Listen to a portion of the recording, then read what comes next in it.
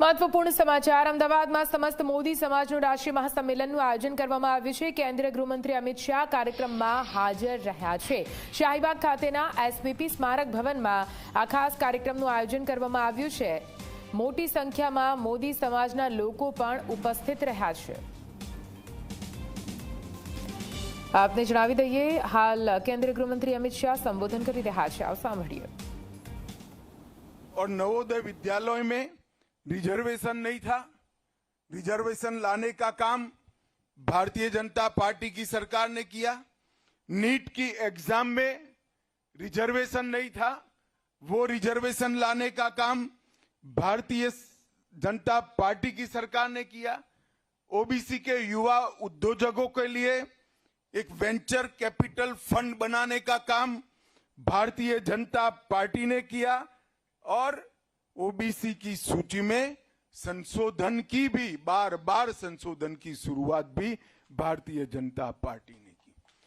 आज तक कांग्रेस लगभग 56 साल तक देश में शासन पर रही, परंतु कभी भी ओबीसी समाज के सम्मान के लिए एक भी काम नहीं किया। नरेंद्र मोदी जी ने 9 साल में अनगिनत चीजें ऐसी कर दी जिसे ओबीसी समाज को उठकर खड़ा होकर अपना मजबूत स्थान प्राप्त करने में कोई बाधा न रहे। ये भारतीय जनता पार्टी की नरेंद्र मोदी सरकार ने किया है। मित्रों, इसके साथ साथ इस देश के गरीबों के घर में हर प्रकार की सुविधा पहुंचे, इसकी चिंता नरेंद्र मोदी जी ने की। और वो चिंता इसलिए की कि नरेंद्र मोदी जी भी एक गरीब के घर में जन्म लेकर लोकतंत्र के आधार पर इस देश के प्रधानमंत्री बने हैं। पहली बार इतनी गरीबी में से निकला हुआ आदमी देश का प्रधानमंत्री। गरीब के घर की पीड़ा को जानने वाले इस व्यक्ति ने लगभग 13 करोड़ लोगों के घर में गैस का सिलेंडर भेजा, 10 करोड़ घरों में शौचालय भेजा, 3 करोड़ लोगों को घर दिया, 3 करोड़ से ज्यादा घरों में बिजली पहुंचाई, 70 करोड़ लोगों को 5 लाख तक की सारी स्वास्थ्य की सुविधाएं मुफ्त में कर दी प्रधानमंत्री आयुष्मान भारत कार्ड की योजना के तहत। और इसके साथ साथ 80 करोड़ लोगों को 2.5 साल से प्रति व्यक्ति प्रति माह 5 किलो अनाज मुफ्त में देने का काम किया। और वो हमेशा के लिए अब 5 किलो अनाज मुफ्त में देने का काम ये भारतीय जनता पार्टी की सरकार ने किया।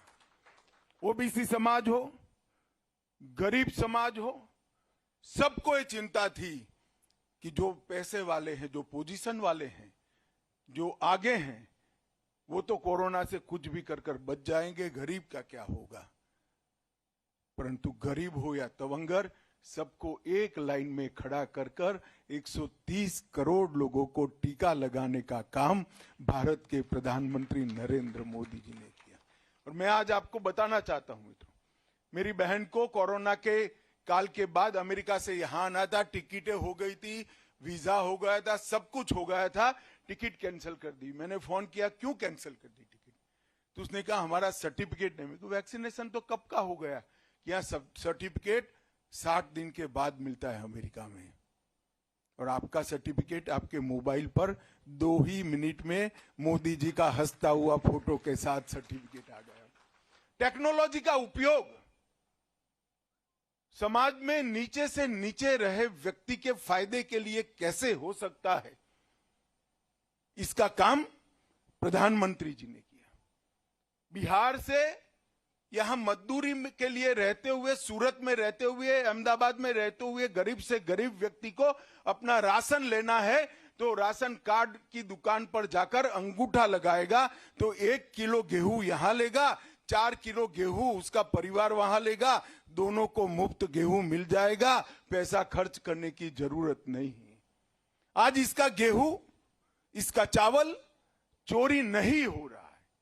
टेक्नोलॉजी का उपयोग कर ये व्यवस्था नरेंद्र मोदी जी ने पूरा भ्रष्टाचार समाप्त कर दिया। सरकार की 300 योजनाओं को डायरेक्ट बेनिफिट ट्रांसफर से सीधा गरीब के बैंक अकाउंट में सहायता भेजने की शुरुआत कर आज बिचौलियों को इस देश से समाप्त करने का काम प्रधानमंत्री नरेंद्र मोदी जी किया।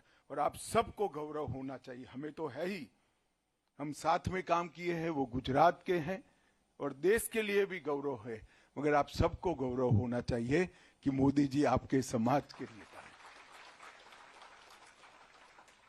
और ये राठौड़, तेली, साहू, मोदी समाज का देश को बहुत बड़ा योगदान है कि आपने एक ऐसा प्रधानमंत्री दिया है जिसने भारत के गौरव को दुनिया में प्रस्थापित करने का काम किया है।